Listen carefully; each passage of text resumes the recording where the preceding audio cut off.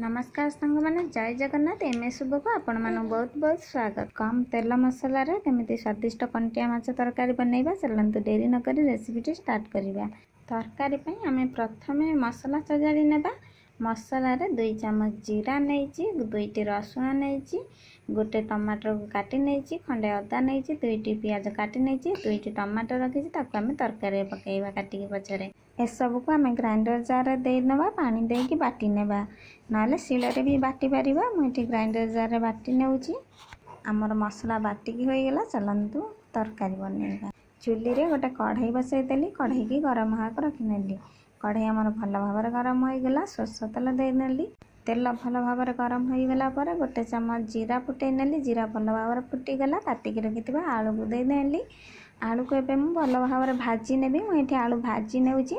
आपण चाहिले आगे मसला देकी मध्य कंचा आलू देकी करि परिबे, नले आलू सिझेकी भी करि परिबे। देखो आलू को मु भल भाव भाजी नेली। आलू आमर सिझी गलानी, तार कलर भी चेंज हो गलानी। चलते एबे मसला दे नवा, बाटिकी रखिथिबा मसला दे नेली।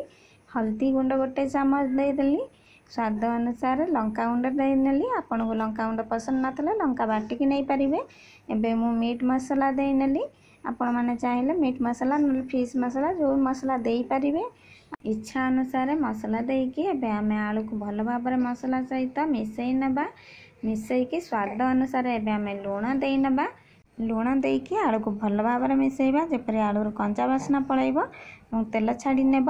एबे आमे काटिकी रखिथवा टमाटर एवं किसी कस्तूरी मेथी दे नबा। सांग माने आपण माने थरे एपरि भाव कंटिया माछ तरकारी बनई खांतु। केमिति लागिला मते कमेंट माध्यम निश्चिंत जनातु। आशा करछि आपण मानक रेसिपीटी निश्चिंत भल लागिबो। देखो सांग माने केते सुंदर भाव आमर मसला सहित आलू भाजी होइकी हेई गलानी। देखो मसला तेल मध्य छाड़ी गलानी। एबे मु एथिरे पानी दे नेउची। तरकारी रे पानी देला बेले ध्यान रखिबे, जदि आलू भाजिला बेले आलू सिझी जाइथिबो तेबे कम पानी देबे, बेसी पानी देबे नहीं।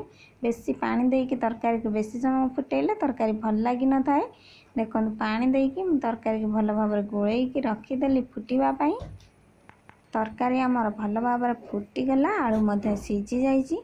पूर्वर मु माछ भाजिकी रखिली हल्दी लुण दे। देखो माछ को मध्य भल भाव भाजी नेबे तेल रे। देखंतु केते सुंदर भाव तरकारी आमर फुटी आसिलानी।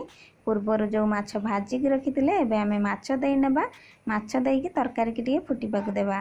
केते कम तेल मसला रे तरकारी केते सुंदर देखा होची। खाइबा को मध्य बहुत स्वादिष्ट लागुची। कंटिया माछ को एपरि भाव मो उपाय थर निश्चिंत बनईकी खांतु। आपण मानकू भल लागिबो निश्चिंत। देखन तरकारी की गोलई नेली।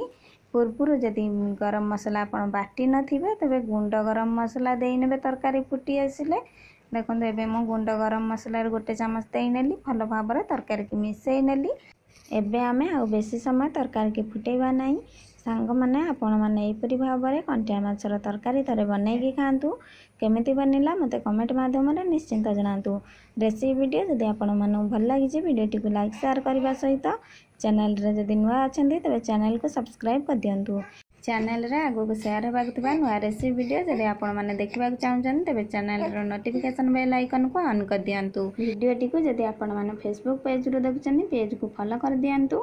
सांग माने आपण माने वीडियोटी को संपूर्ण देखिथिबारु आपण माने बहुत बहुत धन्यवाद। रहउछि सांग माने नमस्कार, जय जगन्नाथ।